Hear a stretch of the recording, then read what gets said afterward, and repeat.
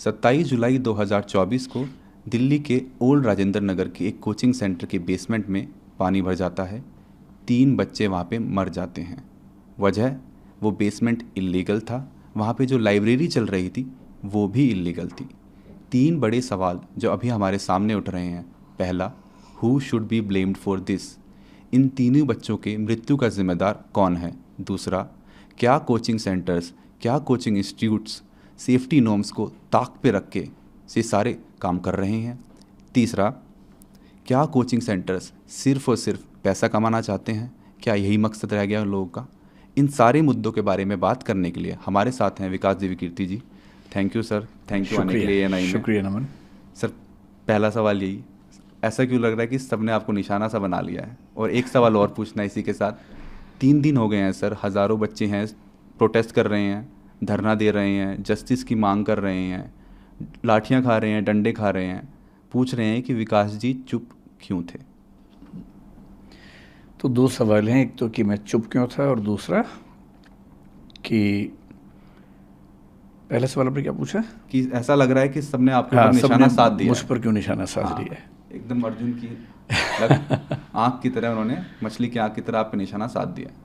मुझ पर निशाना इसलिए साधा है कि ऐसे मामले में कोई एक बलि का बकरा सबको चाहिए होता है, उससे चीज़ें थोड़ी आसान हो जाती हैं। प्रशासन के लिए आसान हो जाता है कि हम बच गए, एक का नाम लगा दो। समाज को भी एक सीधी सीधी बात समझ में आती है कि अच्छा एक आदमी मिल गया, यही जिम्मेदार था, तो वो तसल्ली मिल जाती है कि चलो हमें दोषी मिल गया। और जो कॉम्पिटिटर्स हैं उनको ये लगता है कि अच्छा मौका है, इसी में स्कोर सेटल कर लिया जाए, हिसाब बराबर कर लिया जाए। जो बच्चे हैं, बच्चे जिस इमोशनल टर्बुलेंस से गुजर रहे हैं, उनकी नाराज़गी की वजह यह है कि मैं उनके साथ क्यों नहीं खड़ा हूँ। तो बच्चों की नाराज़गी जायज़ है, लेकिन जो सीलिंग का एक्शन है मेरे ख्याल से 50 से ऊपर इंस्टीट्यूट्स पे हुआ, उसमें एक नाम हमारा भी है। पर शायद उनको मुझसे ज़्यादा उम्मीद थी, इसलिए उनको ख़राब लगा, हर्ट हुए, तो नाराज़गी पूरी मुझ पे फूटी है। और मैं इस बात से बहुत संतुष्ट हूँ, अच्छा महसूस कर रहा हूँ कि सारा रोष मुझ पर है। कम से कम मैं इस बात को लेकर निश्चिंत हूँ कि वो मानते हैं कि मुझे उनके साथ और सही पक्ष में खड़ा होना चाहिए था। तो इसके लिए मैं कृतज्ञ हूँ कि उन्होंने इतना गुस्सा मुझ पर किया। मीडिया ने गुस्सा क्यों किया? क्योंकि चैनल्स को व्यूज़ चाहिए, और जिसके नाम पे व्यूज़ मिलते हैं, अभी तुक्के से पिछले कुछ समय से मुझे व्यूज़ मिल रहे हैं, तो मेरा नाम लिख के गाली देने में व्यूज़ ज़्यादा मिलते हैं, इसलिए मेरा नाम सबसे ऊपर रहता है। तो सबकी अपनी अपनी वजह है। जैसे आज़ादी की लड़ाई में वजहें सबकी अपनी अपनी थी, उन सब का नाम था आज़ादी, अंग्रेज़ों से मुक्ति। तो इस मामले में भी वजहें सबकी अपनी अपनी हैं, लेकिन सबके पास एक सुविधाजनक नाम है कि उसको गाली दो, कुछ वर्चुअल मॉब लिंचिंग जैसा करो, और सुख भी मिलता है। जब हम किसी को गाली देते हैं तो सुख तो मिलता ही है। तो सब इसलिए पीछे पड़े हैं, सबकी अपनी अपनी वजह हैं। लेकिन ठीक है, जब यूट्यूब ने, सोशल मीडिया ने मुझे प्रसिद्धि दी पिछले 3-4 साल में, मुफ्त में इतनी सारी प्रसिद्धि मिली, तो क्या होता है कि जब कुछ मिलता है तो हमें लगता है कि हम डिज़र्व करते थे, और जब कुछ विपरीत होता है तो हमें लगता है कि मेरे साथ ही क्यों हो रहा है। तो जिस तर्क से लोगों ने इतना स्नेह दिया, उसी तर्क से लोगों ने इतनी नाराज़गी मुझ पर उड़ेली। लोग एकदम ठीक हैं, गुस्सा एकदम जायज़ है, पर मेरी अपनी वजह है कि मैं इतना लेट क्यों हुआ। दूसरा सवाल आपका ये है कि मैंने इतने समय तक कोई प्रतिक्रिया क्यों नहीं दी। इसकी 2 वजह हैं। एक तो मेरा स्वभाव, क्योंकि मैं भावनात्मक मामलों में बहुत मुखर और एक्सप्रेसिव नहीं हूँ। 3 बच्चों की डेथ हुई, दर्दनाक मृत्यु हुई, उस दिन से मेरे घर में हम लोग, आपको बड़ा आश्चर्य होगा, जो पिछले 2 दिन में हो रहा है उससे मुझे परेशानी लगभग नहीं के बराबर है। सारे चैनल्स मेरे पीछे पड़े हैं, इससे मुझे परेशानी नहीं के बराबर है। मेरे परिवार में लोग अचंभित भी रहते हैं कि मैं इतना सामान्य कैसे रह लेता हूँ। मुझे ज़्यादा चिंता दूसरी बात की है कि 3 दिन से हम घर में जब बात करते हैं या सोने जाता हूँ, नींद के नज़दीक पहुँचता हूँ, तो बार बार एक इमेज बनती है कि जब पानी भरा होगा तो उन बच्चों पर क्या गुजरी होगी। क्योंकि 1-2 बार ऐसा हुआ कि नदी में तैरते हुए पानी नाक में भर गया, 1-2 सेकंड्स के लिए डूबते डूबते मरे, मतलब बचे। कितना पेनफुल होता है वो 2-3-5 सेकंड, जो हम तो खैर 2-3-5 सेकंड में फ्री हो गए, निकल गए उससे। पर उन बच्चों ने तो कम से कम 1-1.5-2 मिनट, मुझे नहीं पता कितना समय इस चीज़ का होता है, लेकिन लगभग इतना होता ही होगा, झेला ही होगा। उम्मीदों की जब आखिरी कड़ी टूटी होगी, जब टेबल पे चढ़े होंगे बचने के लिए और पानी इतना सारा आ गया होगा। मेरी इस पूरे प्रकरण में मूल चिंता उस अनुभव को महसूस करने की है, और वो दुख है। तो ऐसे दुख में उनके पेरेंट्स को मैं जानता नहीं हूँ, मैं उनसे कैसे अपनी बात कहूँ, कैसे उनसे मिलूँ। दूसरा, जो विद्यार्थी इस समय आंदोलन में हैं, उनकी सारी बातें जायज़ हैं, लेकिन वो जिस उम्र में हैं, जिस गुस्से में हैं, थोड़ा सा ये भय भी होता है कि अगर हम जाके बात भी करें तो उस समय वो पूरी बात सुनेंगे या नहीं सुनेंगे। अच्छी बात है कि आज ऐसे 3-4 बच्चों से मेरा मिलना हुआ है। मैं भी एक मीटिंग से आ रहा हूँ, एलजी साहब ने बुलाई थी मीटिंग, उसमें कुछ बच्चे भी आए हुए थे और कई इंस्टीट्यूट्स के ऑनर्स भी थे, दिल्ली सरकार के आला अधिकारी भी थे, डीडीए से, एमसीडी से, फायर डिपार्टमेंट से, चीफ सेक्रेटरी दिल्ली सरकार के वो भी थे। तो वहाँ थोड़ी सी बच्चों से मेरी, मतलब 1-to-1 नहीं, लेकिन हाँ मीटिंग के दौरान बातें हुई। अब मुझे लगता है कि वो सहजता है, हो सकता है कि मैं आज या कल में बच्चों से मिलूँगा। क्या दिल्ली सरकार का कोई मंत्री, जिस मीटिंग का आप जिक्र कर रहे हैं एलजी साहब के साथ अभी चंद घंटों पहले हुई, क्या कोई दिल्ली सरकार का मंत्री भी था उसमें? नहीं, एक भी मंत्री नहीं था दिल्ली सरकार। ये मामला अभी एलजी साहब हैंडल कर रहे हैं, तो ब्यूरोक्रेट्स बहुत सारे थे, दिल्ली सरकार का कोई मंत्री नहीं था उसमें। अगर आप कुछ बता सके कि उस मीटिंग में क्या बातचीत हुई, किन मुद्दों पे बात हुई और क्या सहमति बनी? मीटिंग बड़ी अच्छी हुई, अच्छा लगा कि एलजी साहब भी और दिल्ली सरकार अब काफ़ी एक्टिव है। दरअसल उनको भी कुछ मामलों में क्लैरिटी नहीं थी, बच्चों की समस्याएं भी सुनी ने, कोचिंग इंस्टीट्यूट्स का अपना पक्ष क्या है वो भी सुना, कौन से ऐसे नियम कानून हैं जो कन्फ्यूज़न पैदा करते हैं वो भी सुना, सब नोट किया। उसके बाद एक छोटी कमेटी बनाई गई है, उस कमेटी में मैं भी हूँ, कुछ टीचर्स और भी हैं। उसमें अगर मैं ठीक ध्यान कर रहा हूँ तो दिल्ली के चीफ सेक्रेटरी भी हैं, डीडी एमसीडी के जो हेड्स हैं वो भी हैं। तो हम सब लोग अगले कुछ दिनों में कुछ मीटिंग्स करके इस समस्या का स्थायी समाधान निकालने का प्रयास करेंगे। और वो सुझाव सब लोगों ने दिए, मैंने भी दिए, और वो सब नोट किए गए हैं। कुछ बातों पर ऐसा लग रहा है कि अच्छा समाधान जल्दी निकल जाएगा। सर, आपके कोचिंग सेंटर की बात करते हैं, दृष्टि आईएएस की बात करते हैं। जो मुखर्जी नगर में जो कोचिंग सेंटर है, उसको एमसीडी ने उसका बेसमेंट सील कर दिया था। बच्चे आपके जितने भी स्टूडेंट्स हैं वो दोनों कोचिंग सेंटर, मुखर्जी नगर में हो चाहे करोल बाग में हो, वहाँ पे प्रोटेस्ट कर रहे हैं। कुछ बच्चे कल रात को आपके घर के सामने पे पहुँच गए हैं। बच्चों में बहुत आक्रोश है, वो जस्टिस चाह रहे हैं। कहीं ना कहीं आपको ये भी लगा है कि दृष्टि आईएएस से कोई चूक हुई है? मतलब ये कह सकते हैं आराम से कि चूक हुई है, और लेकिन वो चूक ऐसी नहीं थी कि नीयत हमारी खराब रही हो, लेकिन हाँ चूक हुई है नियमों के स्तर पर। इंटरेस्टिंग बात या विचित्र बात ये है कि अगर आप मुझसे पूछें कि दिल्ली में कितने कोचिंग इंस्टीट्यूट्स हैं, मेरा ख्याल है कि उनकी संख्या कम से कम 1000 तो होगी ही, शायद ज़्यादा होगा, 2000 भी हो सकते हैं, ज़्यादा भी हो सकते हैं। जो नॉर्म है फायर एनओसी की, एजुकेशन बिल्डिंग की, अगर आप मुझसे पूछें कि वो दिल्ली में कितनी बिल्डिंग्स के पास हैं, मेरा अनुमान है कि 2000 में से शायद एक के पास भी नहीं है। एक के पास भी नहीं? जी, ध्यान रखिए मैं जो कह रहा हूँ, fire NOC for educational building. Fire NOC कई तरह के होते हैं, अलग अलग कैटेगरीज में होते हैं, अलग अलग चीज़ों के लिए बने होते हैं। ऐसा नहीं है कि कोशिश हमने या बाकी इंस्टीट्यूट्स ने नहीं की, पर क्या होता है कि जब कोई हादसा होता है उसके बाद मोटी मोटी चीज़ें सतह पे आती हैं कि फायर एनओसी नहीं था, या ये नहीं था, या वो नहीं था, और जनता का आक्रोश फट पड़ता है। उसके पीछे की वजहें क्या हैं, परिस्थितियाँ क्या हैं, वो सोचने के लिए, समझने के लिए धैर्य चाहिए, समय चाहिए। तो मैं असल में 3 दिन से ये भी चाह रहा था कि पहले सारी स्थितियाँ सामने आ जाएं, क्योंकि 1-1.5 दिन तक तो ये स्पष्ट नहीं हो रहा था कि कितने बच्चे थे, क्या स्थिति है। धीरे धीरे चीज़ें स्पष्ट हुई, तो फिर आज ये मीटिंग हुई, तो मेरा ख्याल है कि अब हम उन सब बातों पर ज़्यादा स्पष्ट रूप से बात कर सकते हैं। जहाँ तक बात है हमारी बेसमेंट की, हमारी बेसमेंट मुखर्जी नगर में थी। करोल बाग में हमारे पास 4-5 बिल्डिंग्स हैं, उनमें से एक बिल्डिंग की बेसमेंट सील हुई है। बेसमेंट जो करोल बाग में थी वो अप्रूव्ड बेसमेंट है, अप्रूव्ड कमर्शियल बेसमेंट है, जिसमें एनओसी पे लिखा हुआ है कि उसमें ऑफिस चलाया जा सकता है। उसमें ऑफिस ही चल रहा था, पर अभी एमसीडी पर जो दबाव था उन्होंने इनडिस्क्रिमिनेट तरीके से सबको सील किया है, हमें भी सील किया है।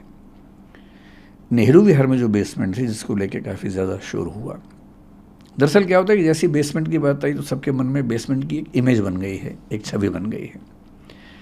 छवि ऐसी है कि एक छोटी सी बेसमेंट है, उसमें कुछ बच्चे बैठे हुए हैं, एक ही दरवाज़ा है, अगर वो बंद हो जाएगा तो क्या होगा। एकदम जायज़ बात है। जो नेहरू विहार की बेसमेंट थी वो किसी घर की बेसमेंट नहीं थी, वो एक कमर्शियल मॉल है, उसकी बेसमेंट है। बहुत बड़े आकार की बेसमेंट है, उसमें 1 नहीं 2 नहीं 7 एग्जिट हैं। 7 एग्जिट आपस में कनेक्टेड हैं। उसमें क्लासरूम्स थे, हर एक क्लासरूम के अंदर मैप लगे हुए हैं कि किसी भी इमरजेंसी में आप कहाँ कहाँ से बाहर निकल सकते हैं। हमारे स्टाफ के जितने मेंबर्स हैं उन सब की ट्रेनिंग वहाँ पर लगातार होती है। फायर डिपार्टमेंट की मॉक ड्रिल्स वहाँ पर लगातार स्टाफ के साथ होती हैं। मैं अपने होशो हवास में ये बात कह रहा हूँ कि हमें 3 दिन पहले जो इंसिडेंट हुआ उसके पहले ये एहसास था कि वो बेसमेंट शायद दिल्ली के सबसे सेफ इंफ्रास्ट्रक्चर्स में से एक है, क्योंकि जहाँ तक फायर की बात है, और वो बिल्डिंग बनी है नेशनल बिल्डिंग कोड के जो लेटेस्ट प्रतिमान है उनके हिसाब से, क्योंकि वो बिल्डिंग हाल ही की बनी हुई 10-12 साल पहले की बिल्डिंग है। जब वो बिल्डिंग बनी, क्योंकि हम उसके मालिक नहीं हैं, हम उसके टेनेंट हैं। जो उसके मालिक हैं, जब हमने उनसे पूछा, क्योंकि पिछले 1-2 साल से ये प्रोसेस ज़्यादा हुआ शुरू, हमने उनसे पूछा कि क्या आपके पास अथॉरिटी है। उन्होंने कन्वेंस डीड की कुछ चीज़ें अंडरलाइन करके दी, जो उन्होंने हाई कोर्ट में भी दिखाई। हाई कोर्ट में इस पर 1-1.5 साल से केस भी चल रहा है। डीडी और एमसीडी के बीच में कुछ कन्फ्यूजन्स हैं, कई चिट्ठियाँ एमसीडी ने लिखी हैं, कई डीडी ने जवाब दिए हैं। अब कोर्ट में कल फिर उसकी अर्ली हियरिंग होने वाली है, उसमें वो बात भी आने वाली है 28 अगस्त को, वरना वो हियरिंग थी ही 28 अगस्त को। फैसला वैसे भी होने वाला था कि ये अलाउड है या नहीं, उसके बाद हम शायद हटते ही। और पिछले 1 साल में हमने अपने स्टूडेंट्स को न केवल क्लास में मैंने बताया कई बच्चों को, अब जो एकदम लेटेस्ट वाले बच्चे हैं उनको छोड़ दें, क्लास में जा जा के सबको बताया कि ऐसा हो सकता है कि हमें इसकी परमिशन ना मिले, उस केस में हम शिफ्ट करेंगे। यहाँ तक कि उनसे आज से करीब 1 साल पहले की बात होगी, उनसे हमने ऑनलाइन एक फॉर्म भरवाया कि उस केस में वो कहाँ जाना पसंद करेंगे, करोल बाग जाना पसंद करेंगे, यहाँ रहना पसंद करेंगे, या अभी तय नहीं कर पा रहे हैं, बाद में तय करेंगे। वो डेटा हमारे पास पूरा है कि उन बच्चों ने 1 साल पहले क्या क्या वोट भरा। और सहमति ये थी कि अभी सरकार में वो हाई कोर्ट में केस चल रहा है, जैसे उस पर कोई निश्चित निष्कर्ष आएगा उसके बाद हम उस तरह से काम करेंगे। हमें ऐसा लगता था कि जो चिंता ज़्यादा फायर की है, और ऐसा पिछले साल हुआ भी था। दिल्ली में एक घटना हुई थी, कुछ साल पहले सूरत में हुई थी, अभी गुजरात में 1-2 घटनाएं और घटी हैं कि गेमिंग जोन में अचानक आग लगी।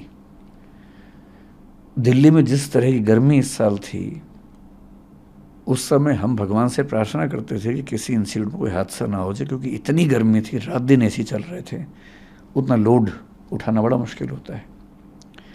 मुखर्जी नगर की बात नहीं है, पूरी दिल्ली में जहाँ जहाँ कोचिंग इंस्टीट्यूट्स हैं, आप कहीं जाके सर्वे करके देखिए, अधिकांश इंस्टीट्यूट्स में केवल एक एंट्री एक एग्जिट है, एक ही रास्ता है। सबसे बड़ी चिंता, उसी रास्ते पर मीटर लगे हुए बिजली के। जो पिछले साल दिल्ली की एक संस्था में आग लगी जिसमें कुछ बच्चों को 3rd फ्लोर से जंप लगाना पड़ा, चोटें लगी, लेकिन गनीमत है कि कोई कैजुअलिटी नहीं हुई। क्या हुआ था उसमें? एक ही रास्ता है, उसमें मीटर है, उसमें आग लग गई, धुआं ऊपर गया।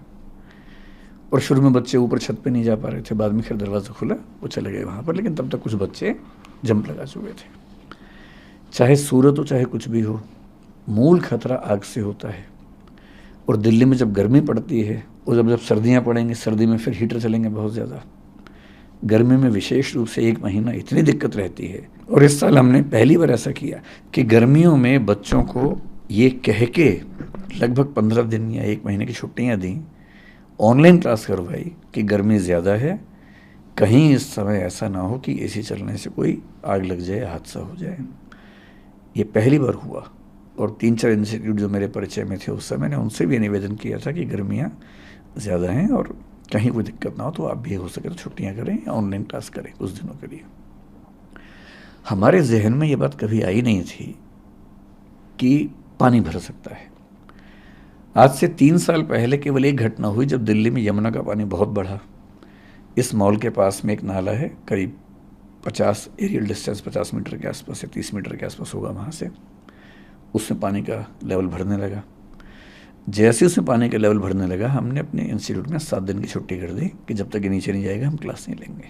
7 दिन छुट्टी हुई, ऑनलाइन क्लास चली, बच्चे वहाँ चले गए। 3 दिन पहले जो घटना घटी उसके बाद पहली बार हमें ये रियलाइजेशन हुआ कि कहीं ऐसा भी तो हो सकता है। ये हमारे जहन में कभी नहीं आया था। और मैं एमसीडी का तहे दिल से शुक्रिया करता हूँ कि उन्होंने सीलिंग कर दी है। और मैं चाहूँगा कि पूरी दिल्ली में जहाँ भी कोई ऐसी बिल्डिंग हो जहाँ अनसेफ तरीके से क्लासेस चलती हों, हमारी हो किसी की भी हो, स्ट्रिक्ट एक्शन हो, लेकिन एक पॉलिसी सरकार की तरफ से बन जाए जो पॉलिसी मतलब क्लियर कट हो, ट्रांसपेरेंट हो। जैसे भी फायर सर्टिफिकेट को लेकर बड़ी दिक्कत है। आप फायर डिपार्टमेंट से सर्टिफिकेट जब मांगते हैं, पहली बात तो सीधे इश्यू नहीं करते, वो कहते हैं कि आप एमसीडी के थ्रू आओ, डीडीए के थ्रू आओ। आज की मीटिंग में ये प्रस्ताव भी रखा गया और आज फायर डिपार्टमेंट ने कहा कि हमें एक ऐसी व्यवस्था बनाएंगे कि सीधे हमसे आप सर्टिफिकेट ले सकते हैं। फायर डिपार्टमेंट से सर्टिफिकेट मिलता भी है तो उस पर क्लियर क्या लिखा होता है, क्योंकि वो बिल्डिंग कमर्शियल है तो कमर्शियल सर्टिफिकेट है। एमसीडी कहती है कि एजुकेशनल सर्टिफिकेट चाहिए। एजुकेशनल बिल्डिंग का certificate to the best of my knowledge Delhi में एक भी प्राइवेट संस्था के पास नहीं है, केवल कॉलेज, यूनिवर्सिटी, स्कूल को मिलता है। और ये भी क्यों हुआ? क्योंकि 2020 से पहले डीडीए की भाषा में हम एजुकेशनल बिल्डिंग वाली एक्टिविटी में नहीं थे, हम कमर्शियल एक्टिविटी में थे। कोचिंग इंस्टीट्यूट्स जीएसटी के हिसाब से आज भी कमर्शियल एक्टिविटी है और इसलिए जो जीएसटी में हमारा टैक्स जमा होता है वो कमर्शियल कोचिंग नाम से होता है, तो हम कमर्शियल एक्टिविटी हैं। कमर्शियल एक्टिविटी का मतलब है कमर्शियल बिल्डिंग में हम काम कर सकते हैं। हम वहाँ काम करते थे। जिस मॉल की बात आप कर रहे हैं उस मॉल के मालिक ने मुझे कई बार ये विश्वास दिलाया है कि कमर्शियल मॉल के तौर पर इसके पास एनओसी है। कैसे है? कन्वेंस डीड में लिखा हुआ है, DDA is giving the conveyance deed on the basis of the fire clearance received from the fire department. लेकिन बेसमेंट के पास पूरी क्लैरिटी ऐसी नहीं थी। इसका क्या जवाब दिया उन्होंने कि 2018 में जब एफएआर के रूल्स चेंज हुए, फ्लोर एरिया रेशो बोलते हैं, जब रूल्स चेंज हुए तो एडिशनल एफएआर उनको मिला है और एडिशनल एफएआर के लिए उन्होंने डीडीए में अप्लाई किया हुआ है कमर्शियल एफएआर बनाने के लिए। अगर वो कमर्शियल एफएआर है तो कमर्शियल एक्टिविटी वहाँ हो सकती है। We have been under this impression. और हमेशा ध्यान रखना है, जब बेसमेंट को लेके हमें खूब आजकल नाराज़गी है, ठीक है होनी चाहिए, हम एकदम सहमत हैं कि बेसमेंट सील हो जानी चाहिए, लेकिन दिल्ली की मेट्रो बेसमेंट में चलती है, अंडरग्राउंड ही चलती है। पालिका बाज़ार बेसमेंट में ही है। दिल्ली के लगभग हर मॉल में बेसमेंट में बहुत बड़े शॉपिंग कॉम्प्लेक्सेस हैं, वहाँ लाखों लोग शॉपिंग करते हैं वहाँ पर, क्योंकि वहाँ की जो बेसमेंट्स हैं ठीक तरीके से बनाई गई हैं। और कमर्शियल मॉल की तरफ से हमें ये बार बार आश्वासन मिला कि वो बेसमेंट उसी तरीके से बनी हुई है। और उन्होंने कहा कि हमने डीडीए में अप्लाई किया है कि हमें कमर्शियल एफएआर में इसका एनओसी मिले। अगर कमर्शियल एनओसी मिल जाता, एनओसी क्यों नहीं मिल रहा? डीडीए का मानना है कि ये काम एमसीडी का है, एमसीडी का मानना है कि काम डीडीए का है। एमसीडी ने कई पत्र डीडीए को लिखे, डीडीए ने कई पत्रों में जवाब एमसीडी को दिया और यहाँ तक कहा कि हमारे पास डॉक्यूमेंट्स नहीं हैं, ये आपको देखना पड़ेगा। पिछली मीटिंग में हाई कोर्ट में डीडीए ने पहली बार ये कहा कि हम एमसीडी को राइट्स दे रहे हैं और अब एमसीडी जो कल हियरिंग होने वाली, शायद उसके बाद हमें वैसे भी इशू करती, या तो परमिशन मिल जाती या वो इशू करती कि आपको ये छोड़ना पड़ेगा, तो हम छोड़ते उसको। मतलब बेसमेंट होने मात्र से चीज़ें जैसी फैल जाती हैं। मैं आपसे फिर कह रहा हूँ, ऑन रिकॉर्ड कह रहा हूँ, उस बेसमेंट का पूरा लेआउट स्ट्रक्चर एमसीडी को हमने सबमिट किया हुआ है। डीडीए को सबमिट किया हुआ है, फायर डिपार्टमेंट को सबमिट किया हुआ है एनओसी के लिए कुछ महीने पहले। अब तक वहाँ से रिजेक्शन भी नहीं आया उसका। और उसमें 7 फायर एग्जिट्स बड़े बड़े, वो सब उसमें नक्शे में है, और नक्शे में नहीं है, वो रियलिटी में भी है। सर आपने अभी एक बात बोली, लेकिन इसके बावजूद पिछले 3 दिन में जो घटना घटी, उसे देखने के बाद मुझे एहसास है कि ये केयरलेसनेस थी, हमारे दिमाग में बात कभी नहीं आई। और मैं आपके चैनल पर बड़ा खुल के कह रहा हूँ कि परमिशन कभी भविष्य में मिल भी गई तो भी हम बेसमेंट में काम नहीं करेंगे। मैं इसका भरोसा आपको दे रहा हूँ। और मैं चाह रहा हूँ पूरी दिल्ली में एक भी कोचिंग इंस्टीट्यूट बेसमेंट में ना चले, और ऊपर भी चले तो फायर सेफ्टी के साथ चले। मैं आपको एक बात और स्पष्ट कर देता हूँ यहाँ पर, आपको हो सकता लगे कि मैं बहुत बड़ी बात बोल रहा हूँ, मैं खुल के ये बात कह रहा हूँ। बिल्डिंग सेफ्टी नॉर्म्स के मामले में जितनी शिद्दत से हम कोशिश करते हैं, मुझे भरोसा है कि वैसी शिद्दत कहीं आपको नहीं मिलेगी। अगर आप चाहेंगे, मैं भी आपको अपने व्हाट्सएप में एक चीज़ दिखाऊंगा। हमारे पास एक, आप, मुझे नहीं पता बाकी इंस्टीट्यूट्स क्या करते हैं, मैं अपना बता रहा हूँ आपको। 2 महीने पहले, 3 महीने पहले हमने एक वैकेंसी निकाली, क्योंकि हमने 1.5 साल पहले एक डिविजनल हेड रैंक का ऑफिसर बनाया अपनी कंपनी। डिविजनल हेड हमारे यहाँ सीनियर मैनेजमेंट का पार्ट है, जो केवल सेफ्टी देखेगा बिल्डिंग्स की। उसका एक ही काम था, बिल्डिंग की सेफ्टी देखना। जनवरी 2023 में हमने एक व्हाट्सएप ग्रुप बनाया, मैं उसका मेंबर हूँ। उस ग्रुप का काम क्या है, 16 पॉइंट्स उसमें लिखे हुए हैं, जिसमें एक लिखा हुआ है कि मैंने चेक कर लिया है कि सारे दरवाजे खुले हैं, फायर एग्जिट साफ़ है, उस पर कोई बाधा नहीं है, छत के दरवाजे खुले हुए हैं, कोई इमरजेंसी होने पर बच्चे बाहर निकल सकते हैं। वो सब 16 पॉइंट्स हैं उसमें। ये 16 के 16 पॉइंट्स पे हमारी हर बिल्डिंग के बिल्डिंग इंचार्ज को रोज़, ये मैं महीने की बात नहीं कर रहा हूँ, रोज़ की बात कर रहा हूँ, एक अपडेट डालना होता है कि मैंने ये सारे 16 पॉइंट चेक कर लिए हैं, ये सारे ठीक हैं, अगर इसके बाद भी कोई दिक्कत आती है तो मैं इसके लिए ज़िम्मेदार हूँ। ये रोज़ होता है। आप अगर व्हाट्सएप मेरा देखना चाहेंगे, इसके बाद देखिएगा। और ये हर बिल्डिंग के लिए रोज़ होता है। इसके अलावा 3 महीने पहले हमने एक वैकेंसी निकाली, 2 महीने पहले ज्वाइनिंग हुई मई के अंत में, एक ऐसे व्यक्ति की जिसका नाम ही है फायर एंड सेफ्टी ऑफिसर। उनका काम क्या है, वो 14 साल से बड़े बड़े मॉल, बड़े बड़े हॉस्पिटल्स में, फोर्टिस जैसे हॉस्पिटल में, एम्बियंस जैसे मॉल में फायर एंड सेफ्टी काम कर चुके हैं। वो दृष्टि के पेरोल पे हैं। उनका एक ही काम है कि सारी बिल्डिंग्स का ऑडिट करना, और जहाँ ज़रा भी दिक्कत है सेफ्टी के मामले में उसको ठीक करना। उनके अंडर हमने फायर मार्शल्स नियुक्त किए हैं अपनी बिल्डिंग्स में, ताकि कभी फायर की दिक्कत आए तो नॉर्मल स्टाफ ट्रेंड है हमारा नियम है कि जब भी कोई स्टाफ ज्वाइन करता है, MTS मल्टीटास्किंग स्टाफ जो होता है, 7 दिन के अंदर उसकी फायर ट्रेनिंग होती है। और इसके अलावा अब हम फायर मार्शल्स हर बिल्डिंग में अपॉइंट करें, ताकि कभी फायर हो जाए, क्योंकि वो ट्रेंड हैं, बहुत ज़्यादा सीख के आए हैं, तो वो तुरंत आग बुझा देंगे, जबकि बाकी लोग शायद उतना तुरंत ना बुझा सके। हर क्लासरूम, हर ऑफिस में फायर एक्सटिंग्विशर्स हमने लगा रखे हैं, जो लगातार रिफिल होते हैं। मैं चाहूँगा कभी आपको मौका मिले, अगर आप सर्वे कर सकते हैं, दिल्ली या दिल्ली के बाहर हमारी किसी भी शाखा में जाइए, किसी भी क्लासरूम में जाइए, किसी भी बिल्डिंग में कम से कम 2 एग्जिट ना हो तो मैं ज़िम्मेदार हूँ। हम ऐसी बिल्डिंग रेंट पे लेते ही नहीं जिसमें फायर एग्जिट ना हो। कई बिल्डिंग्स में आप देखेंगे लोहे का बहुत बड़ा फायर एग्जिट बना हुआ, चाहे करोल बाग में देखें, चाहे जयपुर में देखें, चाहे इलाहाबाद में देखिए। वो हमारी शर्त होती है। इंदौर में हमें 1.5 साल एक्स्ट्रा लग गया, केवल इसलिए कि एक भी बिल्डिंग ऐसे नहीं मिल रही थी जहाँ 2 एग्जिट हों। हमने एक लैंडलॉर्ड से बात करके उसकी ज़मीन पे, प्लॉट पे बिल्डिंग बनवाई 2 फायर एग्जिट वाली, और वहाँ काम शुरू किया। 2 साल लेट काम शुरू किया, सिर्फ इसलिए कि किसी भी स्थिति में किसी बच्चे या स्टाफ की ज़िंदगी से समझौता ना हो। हमारी नीयत ऐसी ही है। एक गलती हुई समझने में, मैं पूरे देश से, पूरे समाज से माफ़ी मांगता हूँ कि हाँ वो गलती हुई, आगे वो गलती नहीं होगी। Sir, if I am not mistaken, आपने अभी थोड़ी देर पहले कहा कि MCD ने जो एक्शन लिया है आपके बेसमेंट के खिलाफ, जो सील किया गया है जी, वो डिस्क्रिमिनेटरी है। डिस्क्रिमिनेटरी करोल बाग के लिए वो अंडर प्रेशर लिया गया। मैंने कहा इनडिस्क्रिमिनेट का मतलब ये हुआ कि सब पे ले लिया है, इरिस्पेक्टिव, और उसमें सारे नॉर्म्स जगह पे है, साफ बता रहा हूँ, और उसके बाद भी वो लिया गया। और हमारे नहीं, 1-2 के साथ और भी हुआ। हाँ, करोल बाग में जो मेन रोड है उस पर कई ऐसी बेसमेंट्स हैं जो कमर्शियली अप्रूव्ड हैं, पूरा हमारे पास NOC है उसका। भाई MCD ने उसको अप्रूव किया, कमर्शियल बेसमेंट के नाम से अप्रूव किया। कमर्शियल बेसमेंट में लिखा है कि क्या क्या एक्टिविटीज़ कर सकते हैं, ऑफिस चला सकते हैं या गोदाम बना सकते हैं या एक दो चीज़ें और लिखी हैं। ऑफिस ही चल रहा है, 2 एग्जिट हैं, छोटे छोटे एग्जिट हैं 2, सारे फायर प्रोविजंस हैं, पर सील किया। वहाँ पे कोई क्लासेस नहीं चल रही थी, कोई क्लास नहीं, एक भी नहीं। बेसमेंट में कोई करोल बाग बाग एक भी नहीं, एक भी क्लास नहीं चल रही थी। ऑफिस क्लास हमारी बेसमेंट में सिर्फ मुखर्जी नगर नेहरू विहार में चल रही थी, उसकी वजह ये है।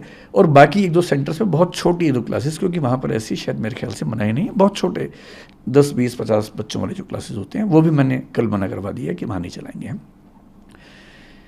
मुखर्जी नगर में दिक्कत क्या है कि बहुत छोटा इलाका है, छोटे छोटे घर हैं वहाँ पर, उन सब घरों में एक एंट्री एग्जिट है। अगर आप वहाँ क्लास चलाएं, 200 बच्चे हैं, 100 बच्चे हैं और आग लग जाए तो बहुत रिस्की हो जाता है, जो एक इंसिडेंट देखा भी हमने। मेरी समझ में उस इलाके में सबसे ज़्यादा सुरक्षित बिल्डिंग वही कमर्शियल मॉल की है जो हमने ली। हमने 2012-13 में वहाँ काम करना शुरू किया, केवल ऊपर, बेसमेंट का हमें आइडिया भी नहीं था। वहाँ बेसमेंट में 3 इंस्टीट्यूट क्लासेस चलाते थे, बाद में एक और बढ़ा, 4 हो गए, हम नहीं थे। 2017-18 के आसपास शायद पहली बार हमें जब ज़रूरत पड़ी तो पता लगा कि एक क्लासरूम नीचे उपलब्ध है। वहाँ 3-4 इंस्टीट्यूट चल रहे थे पहले से, तो हमने ये एज्यूम किया कि इसके हमारे परमिशंस होंगी, तो हमने लिया। धीरे धीरे कंपटीशन ऐसा हुआ कि वो इंस्टीट्यूट वहाँ से चले गए, क्योंकि उतना नहीं मैनेज कर पाए। जब वो चले गए तो मॉल के मालिक ने हमसे कहा कि अगर आप चाहें तो आप इसको ले लीजिए। हमने लिया। आखिरी एक और इंस्टीट्यूट था, उसने भी कुछ दिन पहले तक रखा हुआ था, बाद में फिर वो मॉल की तरफ से हमें मिला। वहाँ हम IAS के जो मेंस वाले बच्चे हैं, मेंटरशिप लाइब्रेरी चलाते थे, अब वो बंद हो गई, उनका 1.5 महीने बाद मेंस है, तो हम अभी उनके लिए भी रास्ता निकाल रहे हैं कि उनको कहाँ बिठाएं, उनकी भी दुविधा है। सर अभी एक ये प्रेस रिलीज़ आई है 2:41 पे, इसके 2-3 पॉइंट्स पे मैं आपसे बात करना चाहूँगा। जो हमारी प्रेस रिलीज है दृष्टि IAS ने, जो आपने मेरी तरफ से, हाँ आपकी तरफ से है, जो सोशल मीडिया हैंडल पे अपलोड किया गया। 2-3 पॉइंट है, मुझे उस पर बात करना है, लेकिन एक चीज़ मुझे उससे आपसे पहले पूछनी है।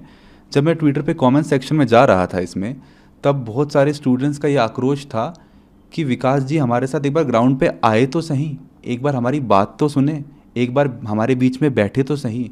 वो आए ही नहीं अभी तक, 3 दिन हो गए हैं। कुछ बाकी टीचर्स भी आए हैं, मिनिस्टर्स भी गए हैं, लेकिन जो टीचर जिसे हम इतना प्रेम करते थे, जिसे इतना सुनते थे, जिसे इतना फॉलो करते थे, वो 3 दिन बाद स्टेटमेंट रिलीज़ कर रहा है और हमारे बीच नहीं आया। नहीं, देरी के लिए तो हमने खेद जताया है, क्योंकि मैं आप स्टूडेंट से मिलने जाएंगे? एकदम जाऊँगा। मैं दरअसल कोशिश करता हूँ, मेरी हमेशा से आदत रही है कि चीज़ें पूरी स्पष्ट होने के बाद प्रतिक्रिया दूँ, हड़बड़ी में ना दूँ। तो मैं थोड़ा वेट कर रहा था, मेरा ख्याल है कि थोड़ा पहले कर देना चाहिए था। दूसरा, स्टूडेंट से अब तक नहीं मिलने की वजह वही थी कि आक्रोश जब बहुत ज़्यादा होता तो आप अपनी बात ठीक से रख भी नहीं सकते हैं। मेरा ख्याल है कि आज या कल में मैं उन बच्चों से मिलूँगा, और मुझे उम्मीद है, और बच्चे दिल के बड़े कोमल होते हैं, जितना जल्दी नाराज़ होते हैं उतना जल्दी वो ठीक हो जाते हैं। तो मुझे पता है कि बच्चों की नाराज़गी मुझसे क्यों है और वो दूर कैसे होगी। सर एक 5th पॉइंट आपकी प्रेस रिलीज में है, वो बोलता है कि DDA, MCD and Delhi fire department के नियमों में असंगति है, कॉन्ट्राडिक्टरी है। आप समझाएंगे कि क्या वो लॉज हैं जिनमें कॉन्ट्राडिक्टरी है, ये वेल कोऑर्डिनेटेड नहीं है आपस में? दिल्ली में ये समस्या है कि अलग अलग विभागों में कोऑर्डिनेशन थोड़ा कम दिखता है। आज भी इस मीटिंग में सब बातें हुई। जैसे मैं आपको एग्जांपल देके समझाऊँ, DDA ने पहला मास्टर प्लान 1962 में बनाया, फिर 2001 में बनाया। 2001 तक, जहाँ तक मेरी जानकारी, मिक्स्ड लैंड यूज़ नाम की कोई चीज़ नहीं होती थी। 2005 या 6 की बात है कि सुप्रीम कोर्ट ने एक आदेश दिया कि दिल्ली में जो भी commercial activities non commercial area में चल रही हैं वो सब सील होंगी। सब कुछ सील होने लगा, कोचिंग इंस्टीट्यूट्स भी हुए, बाकी एक्टिविटीज़ भी हुई। इतना विरोध हुआ कि उसमें फिर दिल्ली की सरकार को प्रस्ताव रखना पड़ा, संसद को एक्टिव होना पड़ा, और तब उस समय 2008 में पहले संसद ने थोड़ा सा रिलीफ दिया, और उसके बाद 2008 में या 9 में master plan of Delhi MPD 2021 लेके आए, जो पारित हुआ। उस मास्टर प्लान में ये कहा गया कि अब से 3 तरह के एरियाज होंगे, कमर्शियल, रेजिडेंशियल और mixed land use. Mixed land use का मतलब ये है कि जो रेजिडेंशियल हैं पर उनमें कमर्शियल एक्टिविटीज़ भी चल सकती हैं, एक निश्चित परसेंटेज तक चल सकती हैं। अगर आप MPD पढ़ेंगे, मास्टर प्लान ऑफ दिल्ली 2021 का पढ़ेंगे, चैप्टर 15 उसका इनएक्टिविटीज़ के बारे में है। 15.7.1 और 15.7.3 ब्रैकेट में 7, इनको ध्यान से पढ़िए। 15.7.1 साफ साफ कहता है कि coaching institutes mixed land area में अलाउड हैं, प्रोवाइडेड कि सड़क इतनी चौड़ी होनी चाहिए। इतना ही नहीं, वो ये भी कहता है कि अगर सड़क इतनी चौड़ी है, मेरे ख्याल से 60 फीट के आसपास की बात है, तो मिक्स्ड लैंड यूज नहीं है तो भी अलाउड है, ये वो कहता है। Up to 2/3 FAR of the building. जैसे बिल्डिंग में अगर FAR मान लीजिए 303 है, मान लीजिए FAR 3 फ्लोर पे, इस समय 3 होता है, तो 2 फ्लोर पे कोचिंग चल सकती है, साफ साफ लिखा हुआ है। उसमें केवल एक सवाल है कि बेसमेंट में चल सकता है या नहीं। 15.7.3.7 कहता है कि बेसमेंट में कोचिंग इंस्टीट्यूट चल सकता है प्रोवाइडेड कि उनके पास रिक्वायर्ड NOC हो। ठीक, ये लिखा हुआ है। NOC एजुकेशनल बिल्डिंग का MPD में जिक्र नहीं है उस चीज़ का। ये बात मैं 2008 की कर रहा हूँ। 2008 के बाद क्या हुआ, अब उसके तहत मिक्स्ड लैंड यूज में बहुत सारे इंस्टीट्यूट चलने लगे। फायर NOC की ज़रूरत है या नहीं, इसके लिए हम क्या पढ़ेंगे, हम दिल्ली फायर डिपार्टमेंट के जो रूल्स हैं, फायर एक्ट है 2007 का, फायर रूल्स हैं 2010 के, आप खुद रेफर कीजिए, मैं सारे आपको तथ्य बता रहा हूँ। फायर रूल्स में रूल नंबर 27 पढ़ लीजिए, साफ साफ क्या कहता है। रूल नंबर 27 साफ साफ कहता है कि अगर कोई बिल्डिंग रेजिडेंशियल है और 15 मीटर तक की है तो उसको NOC नहीं चाहिए। अगर कोई बिल्डिंग कमर्शियल है और 15 मीटर तक की है तो उसको NOC नहीं चाहिए। ऐसा आपके पास वही डॉक्यूमेंट है क्या? मुझे याद है पूरा, मैं आपको ऐसे सुनाया था। पर वो एक बात कहता है कि अगर कोई बिल्डिंग एजुकेशनल है तो उसको 9 मीटर तक NOC नहीं चाहिए, 9 मीटर के ऊपर NOC चाहिए। ये रूल नंबर 27 में लिखा हुआ है। अब क्या स्थिति है, जो कोचिंग इंस्टीट्यूट्स हैं, हम मान के चल रहे हैं कि रेजिडेंशियल एरिया में या कमर्शियल एरिया में चल रहा है। भारत सरकार GST में कमर्शियल कोचिंग उनको बोलती है, तुम कमर्शियल एक्टिविटी माने जाते हैं। अगर हम मॉल की बात करें तो 15 मीटर से ऊंचा नहीं है वो। रेजिडेंसीज की बात करें 15 मीटर से ऊंचे नहीं है। पिछले 10 साल में जिसने फायर डिपार्टमेंट से NOC मांगा, एक ही जवाब आया कि आपको ज़रूरत नहीं है। ठीक, उन्हें नहीं मिला, किसी को नहीं मिला क्योंकि ज़रूरत नहीं है। As per rule 27 they are not suppose to give the NOC। उनकी भी गलती नहीं है, वो तो रूल्स के हिसाब से काम कर रहे थे। अब दिक्कत ये है कि उन्हीं बिल्डिंग्स में बच्चे पढ़ रहे हैं। कोचिंग इंस्टीट्यूट्स को रेगुलेट करने के लिए अब तक कोई अथॉरिटी नहीं है, कोई कानून नहीं है। जैसे कॉलेज के लिए है, स्कूल के लिए है, यूनिवर्सिटी के लिए है, कोचिंग के लिए नहीं है। अभी भारत सरकार ने एक प्रपोजल दिया है, क्योंकि एजुकेशन कॉन्करेंट सब्जेक्ट है तो सेंटर अपनी ताकत थोपने से बचता है। वो राज्यों से बोलते हैं कि आप नियम बनाओ, एक पॉलिसी फ्रेमवर्क दिया, राज्यों से कहा कि आप इसकी बेस से पॉलिसी बनाइए। अभी तक मेरे ख्याल से किसी राज्य ने बहुत सीरियस स्टेप नहीं लिए। हालांकि कुछ राज्यों ने, बिहार ने, उत्तर प्रदेश ने, शायद राजस्थान ने पहले से एक पॉलिसी बना रखी थी अपनी। अब स्थिति ये है कि कोचिंग चल रही है, फायर NOC की ज़रूरत नहीं है क्योंकि रूल ये कहता है। पिछले साल एक घटना घट गई दिल्ली में। जब वो घटना घटी तो सबको चिंता हुई, वो भी लाजमी बात है, चिंता होनी चाहिए। तो सीलिंग शुरू हुई, कोर्ट में केस गया, हाई कोर्ट ने सुओ मोटो कॉग्निजेंस लिया और हाई कोर्ट ने केस लिया। उसकी वजह से चीज़ें बड़ी दुरुस्त हुई, क्योंकि हाई कोर्ट जब इन्वॉल्व हुआ तो चीज़ें ठीक होनी थी, क्योंकि हाई कोर्ट तो सबसे पूछ सकता है। जो कोऑर्डिनेशन की कमी है हाई कोर्ट में तो नहीं होती, वो वहाँ तो सब इकट्ठे होते हैं। तो हाई कोर्ट ने पूछा कि क्या प्रावधान है। अब इस बीच में DDA ने 2020 में यूनिफाइड बिल्डिंग बाई लॉज में संशोधन किया, जो 2016 के नियम थे। उसमें क्या किया, एजुकेशनल बिल्डिंग के हेडिंग में कोचिंग इंस्टीट्यूट्स का नाम लिख दिया, जो कि पहले नहीं लिखा हुआ था। तो 2020 से कोचिंग इंस्टीट्यूट्स में नॉर्म कौन सी लागू होगी, एजुकेशनल बिल्डिंग की। एजुकेशनल बिल्डिंग के लिए नियम बहुत सख्त हैं और इसका मतलब है कि मास्टर प्लान में संशोधन के बाद जिन लोगों ने मिक्स लैंड में कोचिंग चलाया, कन्वर्जन चार्ज पे किया, 10 साल का पार्किंग चार्ज पे किया, जो कि नियम था उस समय का, अब वो भी वहाँ नहीं चलेंगे। तो हाई कोर्ट में पॉइंट्स उठाए गए, सब लोगों ने उठाए। वहाँ पर होते होते कन्फ्यूज़न ये था कि नेशनल बिल्डिंग कोड ये कहता है कि 100 से कम बच्चे अगर हैं तो उस बिल्डिंग को एजुकेशनल बिल्डिंग नहीं माना जाएगा। ठीक, लेकिन यूनिफाइड बिल्डिंग बाई लॉज 2020 उसमें एक लाइन आ गई कि अगर 20 से ज़्यादा बच्चे हैं तो एजुकेशनल बिल्डिंग माना जाएगा। अब एक ही राज्य में दो कानून अलग अलग बात कह रहे हैं। इसका मतलब ये हुआ कि 20 से ज़्यादा बच्चे, अगर 30 बच्चे हैं तो एक कानून के हिसाब से एजुकेशनल बिल्डिंग है, एक के हिसाब से नहीं है। अब एमसीडी ने जब सीलिंग शुरू की तो दिल्ली फायर डिपार्टमेंट ने पिछले 1 साल में क्या स्टैंड रखा, बड़ा क्लियर स्टैंड रखा और अच्छा स्टैंड रखा। उन्होंने अपनी समझ से अच्छा रखा। उन्होंने कहा कि एजुकेशनल बिल्डिंग के लिए जो फायर नॉर्म्स है रूल 27 में वो ये हैं कि अगर 9 मीटर तक की बिल्डिंग है तो वहाँ तक हमें एनओसी नहीं चाहिए। लेकिन आप ढूंढ रहे हैं उसको, नहीं। देखिए रूल नंबर 27 को देखिए, उसमें है, उसमें क्या था कि कमर्शियल और रेजिडेंशियल बिल्डिंग को 15 मीटर तक एनओसी नहीं चाहिए। 15 मीटर तक, लेकिन एजुकेशनल बिल्डिंग को 9 मीटर के ऊपर चाहिए। अब अगर हम एजुकेशनल बिल्डिंग मान लें इनको, तो 9 मीटर तक क्या होता है, ग्राउंड और फर्स्ट फ्लोर कवर हो जाता है। तो दिल्ली फायर डिपार्टमेंट ने पिछले 1 साल में जो स्टैंड रखा वो ये रखा कि ग्राउंड और फर्स्ट फ्लोर पे अगर कोचिंग चल रही है तो एनओसी नहीं चाहिए, उसके ऊपर है तो चाहिए। तो मुखर्जी नगर में, दिल्ली के बाकी क्षेत्रों में कोचिंग इंस्टीट्यूट ने जनरली क्या किया, 2nd 3rd फ्लोर को बंद करना शुरू कर दिया, ग्राउंड फर्स्ट पे एक्टिविटीज़ करनी शुरू की। हालांकि मेरा अपना मानना है कि फर्स्ट फ्लोर पे भी रिस्क उतना ही हो सकता है, अगर सीढ़ी एक ही है तो खतरा उतना ही है, मेरा अपना ऐसा मानना है। ग्राउंड पे आमतौर पे 2 रास्ते होते हैं तो इतनी दिक्कत नहीं है। अगर सरकार मानना चाहे तो इस बात को कंसिडर करना चाहिए। अब इसलिए सीलिंग नहीं हुई क्योंकि ग्राउंड फर्स्ट पे चल रहा था। हाई कोर्ट ने पिछली हियरिंग में, जो कि अभी मेरे ख्याल से 12 जून की बात है, 12 जून नहीं सॉरी, उससे पिछली हियरिंग शायद 10 मई को हुई थी वो हियरिंग मेरे ख्याल से, उसमें एक नया स्टैंड लिया और उसने कहा कि अगर एजुकेशनल बिल्डिंग है, पहली बात तो एजुकेशनल बिल्डिंग है या नहीं, हम केवल एक बात से तय करेंगे कि यूज़ क्या हो रहा है। अगर यूज़ हो रहा है एजुकेशन का तो एजुकेशनल बिल्डिंग होगी, और एजुकेशनल बिल्डिंग हो तो फ्लोर चाहे कोई भी हो, फायर एनओसी होना चाहिए। और फायर एनओसी कौन सा होना चाहिए, एजुकेशनल बिल्डिंग वाला होना चाहिए। और एजुकेशनल बिल्डिंग वाला फायर एनओसी मेरी जानकारी में दिल्ली में एक भी प्राइवेट इंस्टीट्यूट के पास नहीं है।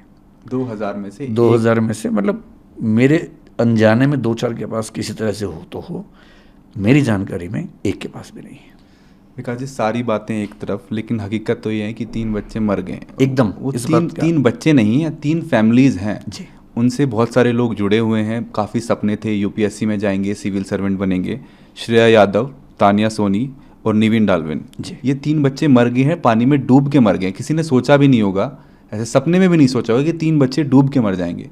किसी की तो जिम्मेदारी बनती होगी, कहीं ना कहीं तो वो बक रुकेगी, कहीं ना कहीं तो अकाउंटेबिलिटी फिक्स होगी। एकदम ठीक बात। क्या ये एमसीडी की गलती थी, सरकार की गलती थी, किसकी गलती थी?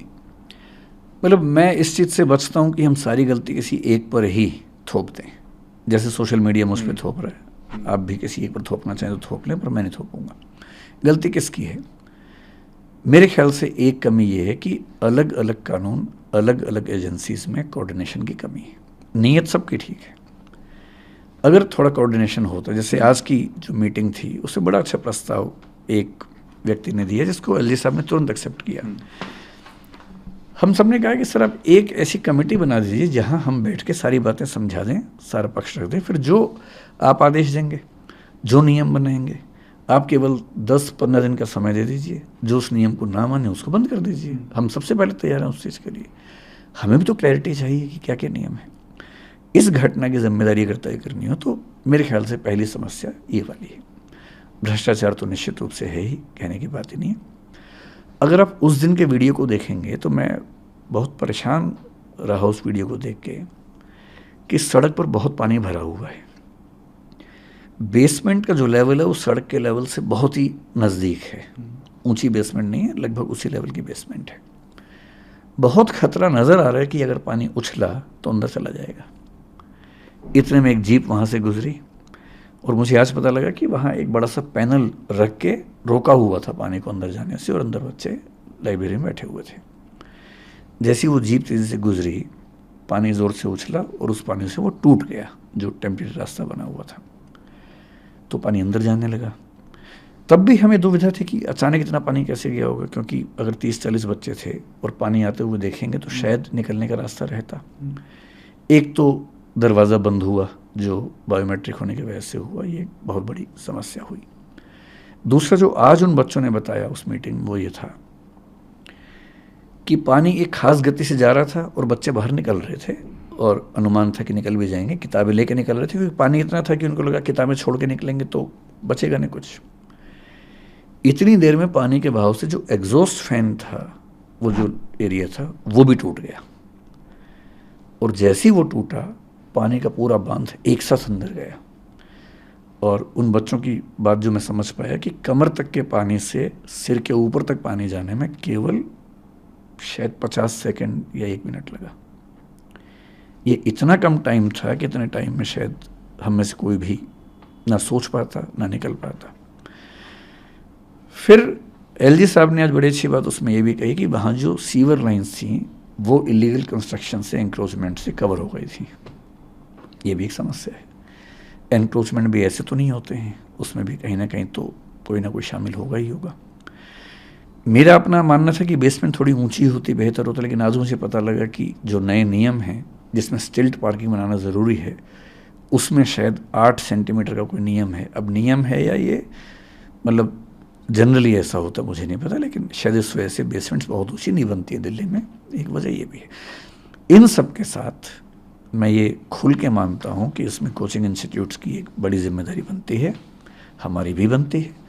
संयोग की बात है कि हादसा कहीं और हुआ, लेकिन हमें नोशनल सेंस में समझना चाहिए कि हादसा कहीं भी हो सकता था।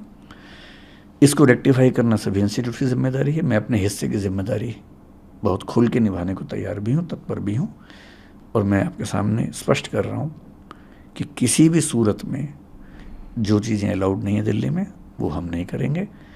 और चाहे हमें दिल्ली छोड़नी पड़े, चाहे कहीं और जाना पड़े, जो भी अप्रूव्ड बिल्डिंग्स होंगी हम वहीं काम करेंगे। सर, जिस इंसान का आप जिक्र कर रहे थे जो वो जीप चला रहा था, थार चला रहा था, उस बंदे को दिल्ली पुलिस ने अरेस्ट कर लिया है। उसको बताया ये मस्तीखोर है और उसको बताया वो ज़्यादा ज़ोर से गाड़ी चला रहा था, उसकी वजह से वो जो उन्होंने बांध सा लगाया हुआ था वो टूट गया और इसलिए पानी भर गया। उस बंदे को अरेस्ट कर लिया। इसे आप कैसे देखें? ये तो देखिए, जब लोग बहुत आक्रोश में होते हैं उनको खुश करने के लिए, संतुष्ट करने के लिए ऐसे एक्शन सरकार लेती है। सरकार को भी पता है, पुलिस को भी पता है कि इस पर केस ऐसा कुछ बन नहीं पाएगा। मैक्सिमम ये केस बनेगा कि उसने रैश ड्राइविंग करके आसपास के लोगों को परेशान किया, पानी उछाला उनके ऊपर, क्योंकि उसकी ऐसी इंटेंशन नहीं थी। मेंसरिया के बिना आप कैसे आरोप कोई लगाएंगे? तो मेरे ख्याल से अभी जैसे एमसीडी ने बहुत बड़े पैमाने पर सीलिंग की, उसका पर्पस भी ये है कि जो एक नाराज़गी है लोगों में वो तुरंत उससे संतुष्ट किया जा सके। उस व्यक्ति की गिरफ्तारी का मसला भी है। मेरे ख्याल से जब मामला कोर्ट में जाएगा 1-2 हियरिंग में उसे बेल तो मिली जानी चाहिए। सर, भारत में एक और चीज़ होती है कि जब तक कोई बड़ी घटना ना हो ना, तब तक कोई एक्शन नहीं होता। ये कोचिंग इंस्टीट्यूट चल रहे थे, कोचिंग सेंटर चल रहे थे। आप मुखर्जी नगर और ओल्ड राजेंद्र नगर में आप घुसेंगे, आपको दिखते ही पता चल जाता है कि इनमें से किसी के पास एनओसी का एक ही एग्जिट है, वो भी इतना एग्जिट है कि आदमी हाथ भी नहीं कर सकता है, इतना वो एक बंदा जा सकता है। आपको देखते ही पता चलता है कि कहाँ रोका जाए, मतलब कहाँ किस नॉर्म को सेट किया जाए कि ये बंद हो। आंखों से देख के ही पता चल रहा है कि ये सब इलीगल है, ये सब भ्रष्टाचार चल रहा है, किसी के बीच में कोई किसी को पैसे दे रहा है, बहुत सारे नॉर्म्स हैं वो फ्लाउट हो रहे हैं, बहुत सारे नॉर्म्स हैं वो वायलेट हो रहे हैं।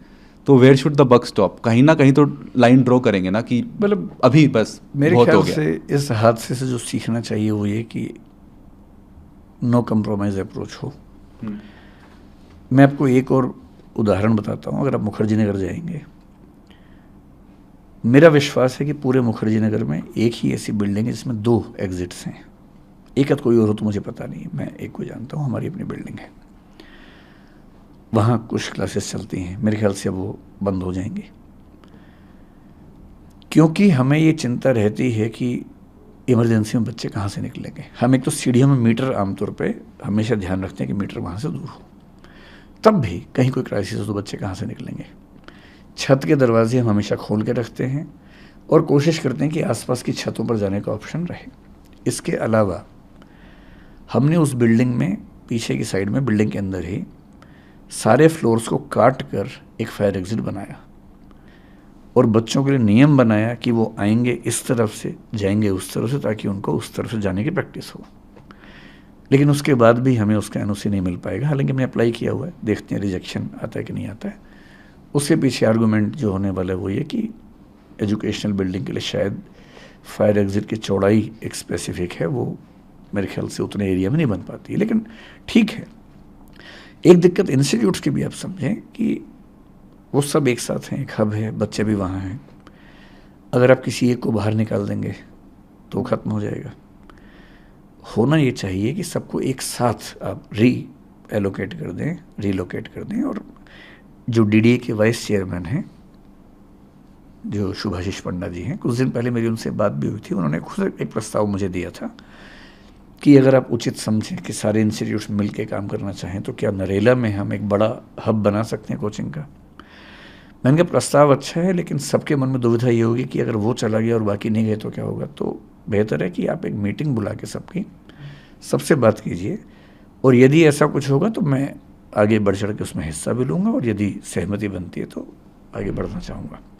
आज की मीटिंग में भी उन्होंने ये प्रस्ताव रखा फिर से, और लगभग ये सहमति बनी कि डीडीए नरेला क्षेत्र में, क्योंकि वहाँ हज़ारों फ्लैट्स हैं जो बच्चों के हॉस्टल्स बन सकते हैं, और हॉस्टल्स की जो दिक्कत बच्चों को आती है कि बहुत छोटे कमरे हैं, वो भी वहाँ सॉल्व होती है। तो हो सकता है कि निकट भविष्य में आप देखें कि दिल्ली विकास प्राधिकरण डीडीए नरेला में, या रोहिणी की बात भी उन्होंने की, और ये भी कहा कि कुछ और एरियाज़ में भी वो कोशिश करेंगे देखने की कहाँ ऐसी व्यवस्था बन सकती है। तो हो सकता है कि दिल्ली सरकार इस पर कोई बड़ा स्टेप ले, और अगर ऐसा होगा तो मेरे ख्याल से इंस्टीट्यूट्स को आगे बढ़कर साथ देना चाहिए सरकार का। सर, जिस लाइब्रेरी में पानी घुसा और 3 लोगों की मृत्यु हुई, 3 यूपीएससी एस्पिरेंट्स की जान गई, उस स्पेसिफिक लाइब्रेरी का नाम मेंशन करके, उसका जिक्र करके दिल्ली के अफसरों को बताया गया है कि यहाँ पे हादसा हो सकता है 1 महीना पहले। अच्छा, बताया गया, लिखा गया और रिमाइंड भी करवाया गया। ये किसने, मुझे इसकी ये जानकारी एक नहीं है। ये ग्रीवेंसेस किसने ऑफिसर कहा? को लिखा है, एक बच्ची ने लिखा है। तब तो ये हाँ, मतलब लिखा है, sheer negligence का मामला है। बताया गया और उस रिमाइंड भी करवाया गया। नहीं, अगर ऐसा है तो उसके मैं बाद ये हुआ है। मैं बिल्कुल भी ये नहीं आप इसको कहूँगा सिस्टमैटिक कुछ नहीं देखते। ये निश्चित तौर पे फेलियर है। अगर ऐसा है कि पहले आइडिया था, मुझे भी कल किसने बताया कि शायद पहले, आज उन बच्चों ने बताया कि पहले भी पानी भरा था। मतलब मेरा अपना मानना है कि अगर ऐसा है तो फिर इस पर बहुत बहुत कठोर कार्रवाई होनी चाहिए। सर, एक दूसरा पहलू भी आया। अब जब ये हादसा हुआ तो उसके बाद रिपोर्टर्स गए हैं वहाँ पे, काफ़ी एंकर्स गए हैं, वो सुविधाओं को देख रहे हैं, वो फैसिलिटीज़ को देख रहे हैं। तो एक बच्चा जब मुखर्जी नगर में और राजेंद्र नगर में घुसता है, और राजेंद्र नगर में घुसता है, तो उससे पैसे कैसा निकाला जाए ये स्टार्ट हो जाता है। वो सबसे पहले जाएगा कोचिंग इंस्टीट्यूट में, कोचिंग सेंटर में एडमिशन लेगा, 2 से 2.5 लाख रुपए वहाँ लगेगा। उसके बाद 50-60 हज़ार रुपये अगर क्रैश कोर्स और करना है तो वहाँ लगेगा। उसके बाद उसे घर नहीं मिलेगा। जब तक ब्रोकर को वो पैसे नहीं देगा 1 महीने का सिक्योरिटी डिपॉजिट, तब तक उसको पैसे नहीं मिलेंगे और घर नहीं मिलेगा। उसके बाद उसके मकान मालिक नखरे करता है, वो उसको घर नहीं देता। इतने छोटे छोटे घर होते हैं सर। हाँ। कहीं तो रुकेगा। मतलब कितना इन स्ट्रगल्स को ग्लोरीफाई किया जाएगा। नहीं, ग्लोरीफाई करने का मसला बिल्कुल भी नहीं है। असल में क्या है कि अगर इसके पीछे बहुत स्पष्ट बात करें तो वो ये है कि दिल्ली के इलाके सेचुरेट हो चुके हैं। जितना वहाँ का इंफ्रास्ट्रक्चर है और जो बच्चे आ रहे हैं, एक तो जो बच्चे आ रहे हैं उतने बच्चे वापस नहीं जाते हैं, हर साल नए बच्चे आते हैं। इंफ्रास्ट्रक्चर लिमिटेड है और वो सेचुरेशन के लेवल पर है। तो मतलब मेरा अपना मानना है कि अगर दिल्ली की सरकार ऐसा कोई बड़ा एरिया, जैसे आज बात चल रही थी कि शायद 400-500 एकड़ की ज़मीन वहाँ पर है जो मिल सकती है, तो मेरे ख्याल से ये समस्या स्थायी रूप से समाप्त होगी। 50 दिन बचे हैं मेंस के एग्ज़ाम के लिए। जी, आपका मैसेज क्या होगा जो बच्चों को, जो प्रोटेस्ट कर रहे हैं, जो धरना पे बैठे हैं, जो जस्टिस मांग रहे हैं? क्या अगर मतलब जो बच्चे मेंस दे रहे हैं इस बार, उनको तो मेरा निवेदन ये है कि वो पहले रुक कर मेंस की तैयारी करें। बाकी बच्चे इस मुहिम में रहें, और मेरा ख्याल है कि बच्चों का प्रेशर जितना है वो ज़रूर कोई बढ़िया परिणाम निकालेगा। और बढ़िया परिणाम मेरे हिसाब से एक ही है, जिस भी बिल्डिंग में सेफ्टी पर्याप्त ना हो, चाहे वो मेरी हो चाहे किसी की भी हो, उसमें कोचिंग इंस्टीट्यूट नहीं चलना चाहिए। नंबर 2, सारी एजेंसीज़ की सहमति से, जो समिति बनी है जिसमें मुझे भी उन्होंने शामिल किया है, सारी एजेंसीज़ की सहमति से एक कोई बड़ा एरिया दिल्ली में ऐसा मिले जहाँ पर सब संस्थाएं जाएं। जो ना जाना चाहें ना जाएं, लेकिन वो इतना हो जाए कि सब लोग जब वहाँ जाएंगे तो फिर दबाव में सब आते ही हैं, क्योंकि हब बन जाता है तो उसके बाद उसकी अलग एक एक्सेप्टेंस हो जाती है। और यदि उसके बाद भी ऐसा कोई नेग्लिजेंस सामने आए जिसमें बार बार बताया गया हो, तो तो जितनी कठोर कार्रवाई हो सके होनी चाहिए। सर, ये दृष्टि आईएएस की और या किसी और कोचिंग सेंटर की बात नहीं है, राजेंद्र नगर, मुखर्जी नगर में लोगों ने अपने घर के बेसमेंट के अंदर लाइब्रेरी खोल रखी है। हाँ। वहाँ पे पीजी खोल रखा है। हाँ, एक कमरे को 4 भागों में बेसमेंट का पीजी मैं नहीं जानता हूँ, हाँ, लाइब्रेरी में लाइब्रेरी खोल रखी है। वहाँ पे हाँ। बेड डाल देते हैं, एक ही रूम में 4 और बच्चों को वो दे देते हैं। खेल- 1000 से ज़्यादा। नहीं, इसका वही मूल कारण वही हाँ। है कि जो बच्चे हैं बहुत ज़्यादा रहने की जगह है नहीं, तो फिर वो लोग उस तरह से खेलते हैं। क्या ये सब एमसीडी सरकार को नहीं दिख रहा है या आंख अच्छा, आप मूंद उस ली? एंगल से बात हाँ। कर रहे हैं तो निश्चित रूप से जो हॉस्टल्स हैं, पीजीज हैं, उनके लिए भी नॉर्म्स उतने स्ट्रिक्ट होने चाहिए जितने स्ट्रिक्ट कोचिंग के लिए, क्योंकि हम जो कोचिंग इंस्टीट्यूट वाले होते हैं उनका हॉस्टल से कोई ऐसा लिंक नहीं होता है, सिवाय इसके कि हमने एक अस्मिता स्कीम चला रखी है जिसमें हम बच्चों का रहना खाना अपने स्तर पे उठाते हैं। अभी दिल्ली में ऐसे करीब 500 से 600 बच्चे इस समय हैं जिनका रहना खाना हम देखते हैं। तो हम कुछ पीजी ओनर से बात करते हैं, हम कुछ उनको लिस्ट देते हैं कि ये शर्तें हैं, ये आप पूरी करेंगे तो हम पेमेंट करेंगे, तो उन शर्तों को पूरा करते हैं, जिसमें ये साफ़ सफाई और इमरजेंसी में बाहर निकलने का रास्ता, वो सब चीज़ें हम उनसे पूछते हैं। लेकिन हाँ, ठीक बात है, जो नॉर्म्स कोचिंग इंस्टीट्यूट के लिए वो हॉस्टल के लिए भी होनी चाहिए, इसमें कोई किंतु परंतु की बात नहीं है। और ये भी ध्यान रखना है कि कोचिंग इंस्टीट्यूट में तो बच्चा जैसे एक बार उसने फ़ीस दी, लेकिन रहना है उसको 3 साल तक। और दिल्ली में मेरे ख्याल से 20-25 हज़ार से कम में 1 महीने का खर्चा नहीं चलता किसी बच्चे का। तो 1 साल में उसका रहने का खर्चा 3 लाख रुपए के आसपास है, 3 साल में 9 लाख रुपए है। असली खर्चा तो वहाँ पर होता है, तो थोड़ी सुविधाएं भी ठीक हों।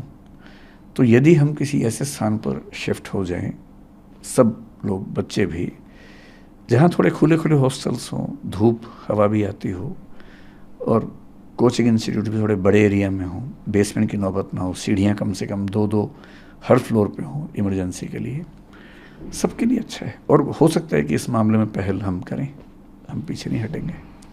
हज़ारों बच्चे पढ़ने आते हैं, आईएएस की तैयारी करने आते हैं, आईपीएस की तैयारी करने आते हैं, सिविल सर्विसेज की तैयारी करने आते हैं मुखर्जी नगर में और ओल्ड राजेंद्र नगर में। जब वो पास आउट हो जाते हैं, जब वो आईएएस आईपीएस बन जाते हैं, क्या किसी एक बच्चे ने नहीं सोचा कि इन सारी प्रॉब्लम्स को मैं एड्रेस करूं, बड़े पैमाने पे दिखाऊं, लोगों को जागरूक करूं, बताऊं कि क्या सब चल रहा है यहाँ पे, कैसे सेफ्टी की धज्जियाँ उड़ाई जा रही हैं, कैसे फैसिलिटीज़ प्रोवाइड की जा रही हैं? क्या किसी एक इंसान ने भी नहीं सोचा? नहीं, ऐसा नहीं है। कुछ सिविल सर्वेंट्स ऐसा सोचते होंगे, ज़रूर अपनी बात रखते भी होंगे। कभी कभी ऐसा भी होता है कि जो लोग यहाँ से पढ़ के जाते हैं वही वापस आके यहाँ काम भी करते हैं। अभी भी मैं ऐसे कुछ सिविल सेवकों को जानता हूँ जो दिल्ली में पोस्टेड हैं, उन एरियाज में पोस्टेड हैं। लेकिन क्या होता है ना कि जैसे मान लीजिए कोई आईएएस है और वो भी काम कर रहा है, मान लेते हैं कि डीएम है, पर डीएम के पास बड़े फैसले करने की अथॉरिटी नहीं है, क्योंकि उसमें डीडी भी इन्वॉल्व है, एमसीडी भी है, फायर सर्विस भी है। वो अकेला क्या करेगा? सुझाव दे सकता है। ये स्टेप्स उस लेवल पर संभव हैं जब कोई व्यक्ति चीफ सेक्रेटरी के आसपास के पद पे हो, तो प्रयास करते ही होंगे, पर जब चीज़ें सिस्टम में बहुत बिखरी हों तो एक व्यक्ति के प्रयास से समाधान आमतौर पर नहीं हो पाता। मैं उन पे आरोप क्यों लगाऊंगा? कुछ ना कोशिश करते ही अभी होंगे। ब्लेम गेम भी तो चल रहा होता है। दिल्ली सरकार के मंत्री हैं जो बोल देते हैं कि ये एलजी साहब ने किया है, उनके अंडर आता है, वो बोल देते हैं ये उनके अंडर आता है। दिल्ली का जो एडमिनिस्ट्रेटिव स्ट्रक्चर है वो इस समय देश में सबसे यूनिक है। जो मुख्यमंत्री और एलजी के बीच में रिस्पॉन्सिबिलिटी की शेयरिंग है वो बड़ी अनक्लियर है। सुप्रीम कोर्ट का एक आदेश है, उसके बाद एक उस पर ऑर्डिनेंस आया, एक्ट आया, तो ये खींचतानी चलती रहती है। और ये दुर्भाग्य है कि दिल्ली में चीज़ें इस वजह से फंस जाती हैं। दिल्ली सीएम और दिल्ली एलजी के बीच में जो रिफ्ट है उसका भुगतान दिल्ली के लोग कर रहे हैं, कहना गलत तो नहीं होगा? मैं इस पर टिप्पणी करने से बचूंगा, क्योंकि अभी ये मामला जिस तरह से बढ़ रहा है, मैं चाहता हूँ कि इस पर फैसले बड़े हो जाएं। इन झगड़ों में उलझने से हो सकता है कि वो चीज़ थोड़ी सी हल्की पड़ जाए। ठीक है। फिलहाल मेरी रुचि इसमें कम है कि पावर सीएम के पास ज़्यादा है कि एलजी के पास ज़्यादा है।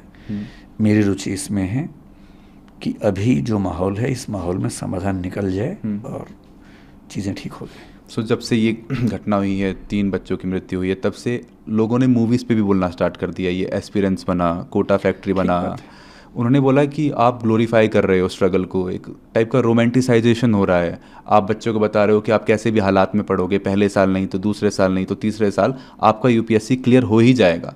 क्यों ना ऐसी कहानियाँ बताई जाएँ जिसमें क्लियर होता ही नहीं है, and how do they end up in their lifes. ठीक बात है। मैं आपको केवल अपनी जानकारी के लिए बता रहा हूँ।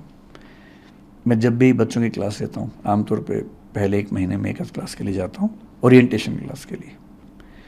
जनरली मैं बच्चों को हर बार ये स्पष्ट करता हूँ कि 12 लाख लोग फॉर्म भरेंगे, 5 लाख प्रीलिम्स देंगे, 1 लाख सीरियस होंगे, उनमें से 1000 का होगा। गारंटी बिल्कुल नहीं है। और यदि कोई इंस्टीट्यूट ये कहता है कि वो करवा ही देगा, तो सवाल है कि उसका खुद का क्यों नहीं हुआ। मतलब मेरा ही प्रॉपर IAS तो नहीं हुआ, LID हुआ।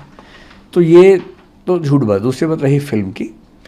अगर आपका इशारा उस फिल्म की तरफ है जिसके साथ मैं जुड़ा हुआ था, वो फिल्म मेरे दिमाग का हिस्सा नहीं थी। 2 व्यक्तियों के जीवन पर उनके एक मित्र ने उपन्यास लिखा जो कि मेरे स्टूडेंट थे। एक बड़े प्रोड्यूसर डायरेक्टर ने उस पर फिल्म बनानी चाहिए। स्क्रिप्ट पे 2 साल काम करने के बाद मुझे कंसल्ट किया गया और मैंने मैत्री भाव से कंसल्टेशन उसमें दी। इतना ही मामला है। मतलब मेरा मानना है कि दोनों तरह की कहानियाँ ज़रूरी हैं।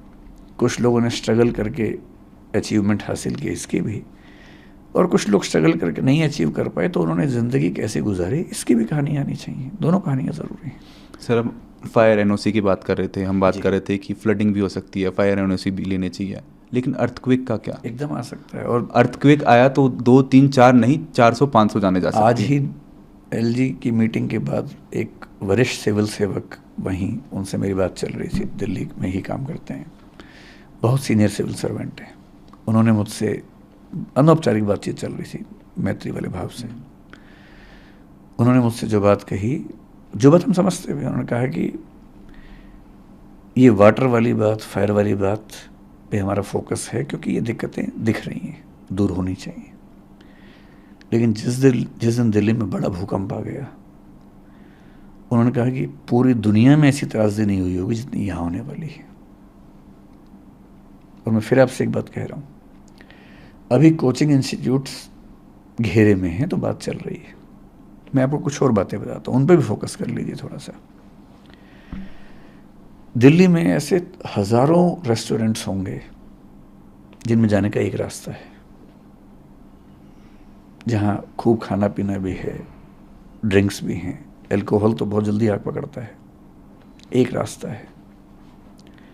शाम के समय जो कम उम्र के बच्चे हैं, 80, 100, 150 बच्चे वहाँ पर होते भी हैं, डांस भी कर रहे होते हैं, कभी कभी स्मोक भी कर रहे होते हैं।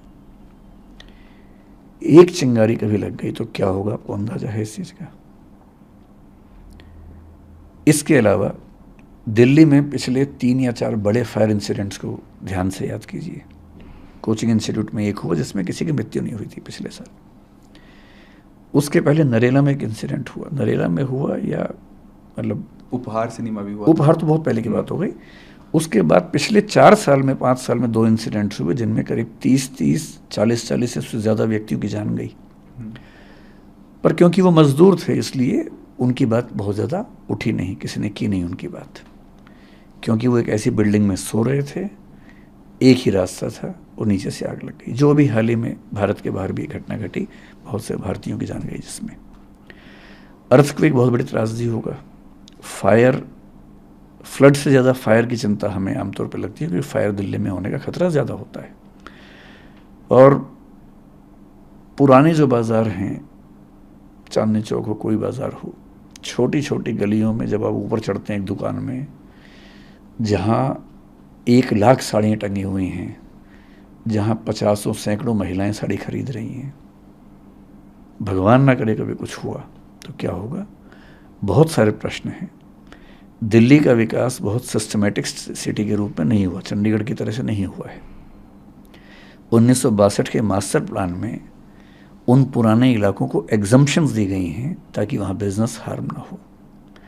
एग्जम्पशन तो ठीक है, बिजनेस इंटरेस्ट में है, लेकिन जब आग लगती है तो वो एग्जम्पशन नहीं देती है। तो मैं जो विनम्र निवेदन करना चाह रहा हूँ कि ऐसा नहीं है कि बारूद के ढेर पर सिर्फ कोचिंग इंस्टीट्यूट्स बैठे हैं, पूरी दिल्ली बैठी है। बहुत कम ऐसे संस्थान हैं, स्कूल है, कॉलेज है, यूनिवर्सिटी है, अस्पताल है, उनको ज़मीन मिलती है। मीडिया हाउसेस को ज़मीन मिल जाती है, बाकी लोगों को ज़मीन नहीं मिलती है। कोचिंग इंस्टीट्यूट्स को सरकार ज़मीन नहीं देती है, उनको खुद खरीदनी होती है, खुद रेंट पे लेना होता है, महंगे रेंट पे लेना होता है। फिर हर डिपार्टमेंट के साथ कम से कम ये ध्यान रखना होता है कि छोटी सी बात पे कोई हमला ना हो जाए। तो पक्ष सबका है, उनका भी है, और अच्छी बात है कि अगर हम एक स्थायी समाधान की ओर बढ़ें, मुझे उम्मीद है कि इस बार कुछ ना कुछ स्थायी होगा। सर, फैमिलीज़ भी ये न्यूज़ देख रही हैं, सोशल मीडिया पे हैं, वो भी देख रही हैं कि कैसे घटना सब कुछ हुआ, 3 बच्चों की जान गई। पेरेंट्स को आप क्या मैसेज देना चाहेंगे जो अपने बच्चों को भेजते हैं दिल्ली पढ़ने के लिए, बंगाल से, यूपी से, हरियाणा से, कि जाओ पढ़ो? जैसे ये जो बच्चे थे, निविन केरल से था, ये जो तान्या बच्ची है वो तेलंगाना से, उसके पेरेंट्स भी थे, शायद एक यूपी से बच्ची है। मैं पेरेंट्स से ये कहना चाहूँगा कि जब वो आए दिल्ली में, चाहे हमारे पास आए चाहे कहीं भी जाए, केवल ये ना देखें कि इंस्टीट्यूट कितना अच्छा है, टीचर्स कितने अच्छे हैं, साथ में थोड़ा सा ये भी देखें कि सेफ्टी के प्रोविजंस कितने वहाँ पर हैं। खुद जाके देखें, क्लासरूम के अंदर जाके देखें। एक सिंपल सी कसौटी मैं आपको दे रहा हूँ। सबसे पहले हर पेरेंट और हर बच्चा जब भी किसी क्लासरूम में जाए, ये ध्यान से चेक कर ले कि अगर कोई दिक्कत हुई तो निकलने की संभावना है या नहीं। मैं सामान्य भाषा में कहूँ तो कम से कम 2 एग्जिट हैं या नहीं। बहुत बेसिक सा क्राइटेरिया है।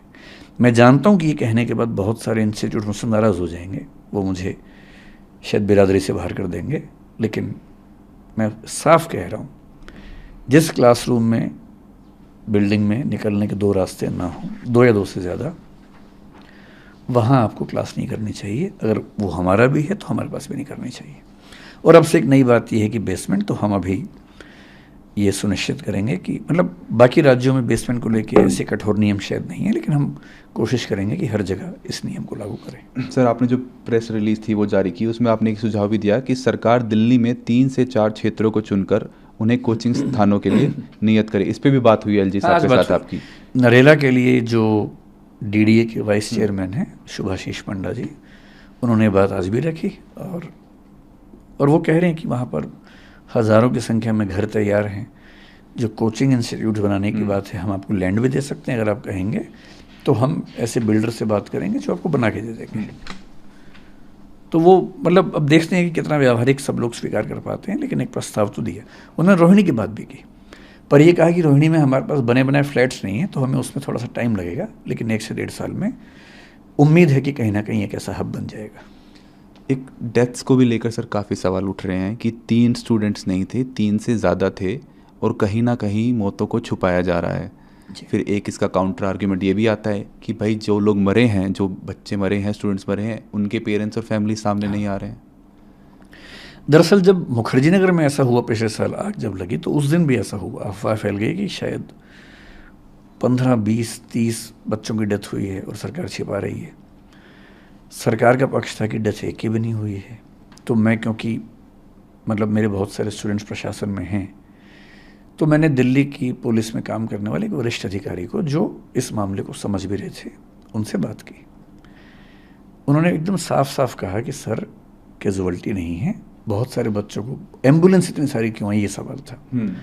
बोले कि हमारी नॉर्म ये है कि किसी बच्चे को हल्की सी चोट भी हो तो हम उसको हॉस्पिटल लेके जाते हैं एम्बुलेंस में। और मैंने उनसे निवेदन किया, मैंने कहा आप एक काम करो, बच्चों को ऐसा लग रहा है कि उस बिल्डिंग के अंदर बहुत सारी लाशें हैं, आप हो सके तो एक बार बिल्डिंग के अंदर जाके उनको दिखा दो, 2, 4, 5 बच्चों को ले जाके। उसके बाद शायद उन्होंने ऐसा किया। एमपी साहब हमारे जो थे, मनोज तिवारी, उनको भी शायद दिखाया, कुछ बच्चों को शायद दिखाया गया। धीरे धीरे ये रूमर शांत हुआ। यहाँ की जो बात है, मेरा बच्चों से कहना ये कि अगर उनको निश्चित तौर पर ऐसी जानकारी है तो उन बच्चों का नाम बताएं जो मिसिंग हैं, जिनकी डेथ की बात है। जैसे मैंने आज ही कहीं पढ़ा कि एक बच्चे को मिसिंग बताया गया, वो बच्चा आज सामने आया कि मैं उस दिन वहाँ पर नहीं था, शायद नारायणा में कहीं रहता है बच्चा। तो क्योंकि जब बच्चे निकले होंगे, कुछ बच्चे घायल होंगे, उनको लेके हॉस्पिटल गए होंगे, तो ये सीधी सी बात है, उस समय सबको ऐसा लगता है कि जितने लोग जा रहे हैं वो सब डेड बॉडीज़ हैं और बच्चों की चिंता लाजमी है। लेकिन अगर ऐसा एक भी नाम है जिस पर उनको डाउट है, वो नाम बताएं, उनके पेरेंट्स सामने आए, और जैसे ही कोई बच्चा सामने, मतलब बच्चे का नाम सामने आएगा, पेरेंट्स सामने आएंगे, तो सरकार को जवाब देना पड़ेगा। प्रशासन को लेकर जो मेरी अपनी समझ है वो ये है कि दिल्ली जैसे शहर में पब्लिक आई के बीच में होते हुए इतना आसान नहीं है छिपाना, लेकिन अगर शक है बच्चों को तो नाम बताना चाहिए, इन्वेस्टिगेशन होनी चाहिए इसकी। सर एक नीलेश नाम का यूपीएससी एस्पिरेंट और था, उसकी कुछ दिन पहले जान चली गई थी करंट लगने की वजह से। अभी 3 बच्चों की जान चली गई है। एक सवाल बार बार लोगों के मन में उठता है, दिल में उठता है, does human cost have no life in India? मतलब ये बात ईमानदारी से कहें तो जैसे जैसे हम विकसित देश बनते हैं वैसे वैसे ह्यूमन लाइफ की कीमत बढ़ती जाती है।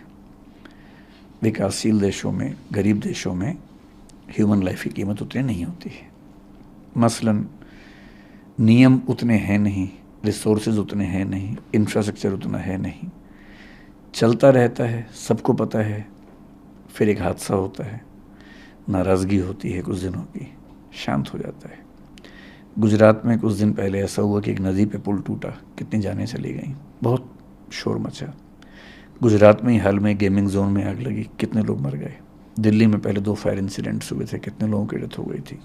ट्रेन एक्सीडेंट्स भी होते हैं। लेकिन क्योंकि इंफ्रास्ट्रक्चर को लेकर, संसाधनों को लेकर हम रातों रात विकसित देश नहीं बन सकते। विकसित देशों ने आज से 50 साल पहले ये सब झेला है। इन सब चीज़ों को झेल कर नई नीतियाँ बने, नियम बने, चीज़ें ठीक हुई। वहाँ आबादी का दबाव थोड़ा कम रहता है, जगह उनके पास ज़्यादा है, हमारे पास आबादी भी ज़्यादा है जगह की तुलना में। ईमानदारी की बात है कि भारत में और ऐसे देशों में, पाकिस्तान में, किसी और देश की बात करें, ह्यूमन बीइंग की ज़िंदगी पर खतरे ज़्यादा हैं। और दिल्ली तो बहुत ज़्यादा है। जब गर्मियाँ होती हैं तो चिंता होती है कि कहीं आग ना लग जाए। सर्दियों में भी ऐसा होता है। अब बरसात में चिंता होने लगी है कि कहीं पानी ना घुस जाए। दिवाली आते आते अगले 4 महीने चिंता है कि जिसको लंग्स में दिक्कत है, अगर किसी को मतलब अगर लंग्स से दिक्कत है तो बस वो बच जाए, क्योंकि पॉल्यूशन का लेवल इतना ज़्यादा होता है। तो निस्संदेह दिल्ली में ज़िंदा रहना भी एक चैलेंज होता है, चुनौती है। सर स्टूडेंट्स जो प्रोटेस्ट कर रहे हैं उन्हें देख के लग नहीं रहा है कि उनका आक्रोश आने वाले 3-4 दिनों में कम होने वाला है। जब तक कोई सॉलिड उन्हें या तो प्रूफ नहीं मिलेगा कि सरकार कोई कदम उठा रही है या कोई जस्टिस का कोई उन्हें रे ऑफ होप नहीं दिखेगा, तब तक लग नहीं रहा कि वो एक कदम पीछे लेने वाले हैं। अच्छी बात है कि आज की मीटिंग में 5 या 6 बच्चे जो उस मूवमेंट में हैं वो भी आए हुए थे, उन्हें दिल्ली पुलिस लेके आई थी। वो भी इस पूरे प्रोसेस के भागीदार हैं। और जो कमेटी बन रही है उस कमेटी में बच्चों का पार्टिसिपेशन भी है। एक बार मैं आपको उस कमेटी में कौन कौन है अगर आप बता पाएँ तो? बच्चे, एलजी साहब ने जो उस समय कहा था मैं बहुत एग्जैक्टली ध्यान नहीं कर पा रहा हूँ, लेकिन 4-5 इंस्टीट्यूट्स के लोग थे जिनमें एक मैं भी था। बच्चों की तरफ से 1 या 2 लोग रहने वाले हैं। जो दिल्ली के चीफ सेक्रेटरी हैं मेरे ख्याल से वो कमेटी के चेयरमैन होने वाले हैं। और अगर मैं ठीक याद कर पा रहा हूँ तो एमसीडी के कमिश्नर और डीडीए के वीसी या उनके प्रतिनिधि उस कमेटी में होंगे, और दिल्ली फायर सर्विस के भी।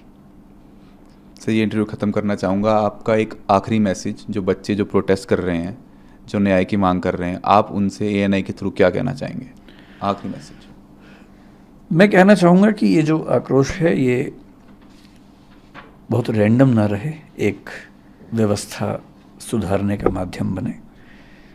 और उसमें कुछ लोगों को कीमत चुकानी होगी, उनको चुकानी चाहिए, चाहे वो हम हों, चाहे एमसीडी वाले हों, कोई भी हों।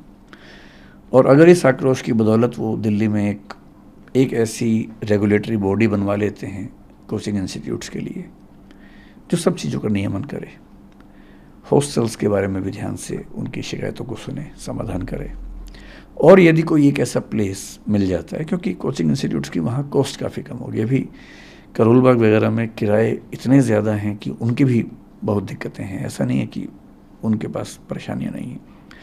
जब नई जगह पे होंगे किराए उनके बहुत कम हो जाएंगे, खर्चा भी कम हो जाएगा, फीस भी कम हो जाएगी, रहने की दुविधा भी कम हो जाएगी, हवा धूप वो सब चीज़ें भी मिलेंगी।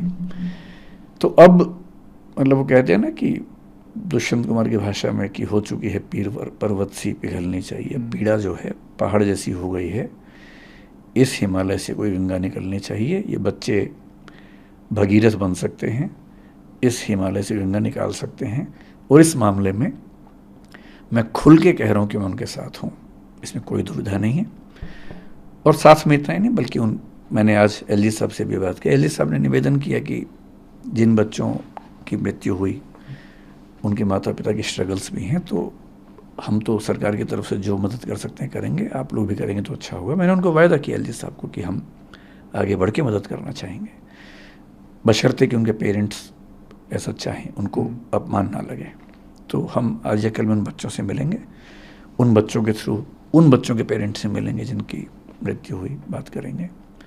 यदि संभव हुआ तो हम कोशिश करेंगे उनके घाव पर थोड़ी सी मरहम लगा सकें।